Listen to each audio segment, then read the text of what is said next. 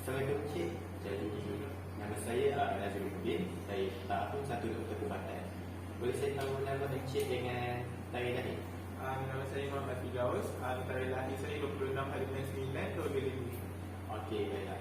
Jadi Encik Firdaus, jadi pada hari ini saya akan buat ujian ke atas badan Encik untuk cek kadar denyutan jantung Encik. Jadi segala apa yang kami buat ni adalah di bawah privasi kami, dan jika Encik ada masalah kita boleh tanya studio kami. Saya rasa okey je. Jadi sebelum tu prosedur ni mungkin agak menjengkelkan Encik sebab kami akan membuat sentuhan kepada badan Encik jika kita ada masalah. Saya rasa okey je. Okey je. Jadi sebelum kita mulakan prosedur, Encik ada rasa nak buang air ke apa ke? Tak ada. Ada? Okey, baik. Terima kasih. Okey, baik Cik Firdaus. Sebelum kita mulakan prosedur, boleh saya tahu Encik Firdaus dalam keadaan selesa ke? Ya, saya selesa. Okey, jadi tu saya akan mulakan prosedur kita pada hari ini. Boleh Encik Firdaus dongak sedikit ke atas? Macam ni ke? Betul. Sekejap saya nak check kadar di sini ya.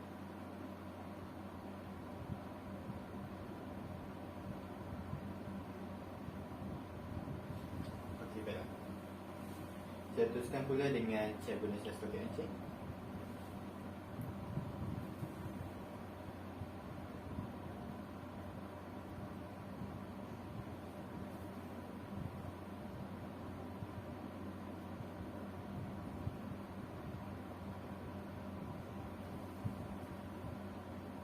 Okey, baiklah. Untuk prosedur seterusnya, saya ingin Encik membuka baju Encik jika dia ada masalah. Boleh ke? Boleh cik. Okey, baik. Baiklah Encik Firdaus, sekarang saya akan cek denyutan jantung di badan Encik. Jika Encik rasa tidak selesa, Encik boleh maklumkan.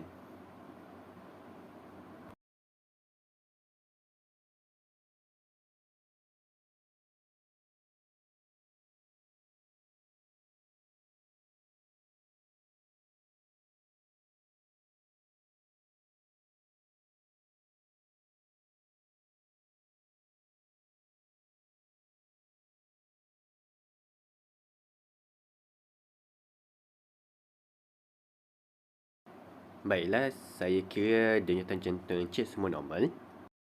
Baiklah Encik Firdaus, sekarang saya akan cek lagi sekali menggunakan sisilan stetoskop.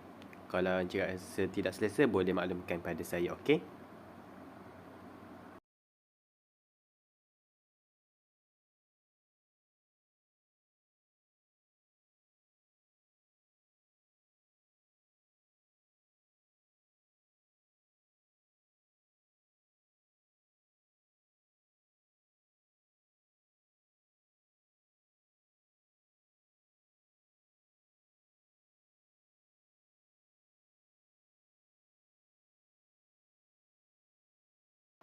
Baiklah Encik Firdaus, setakat itu sahaja prosedur kita pada hari ini.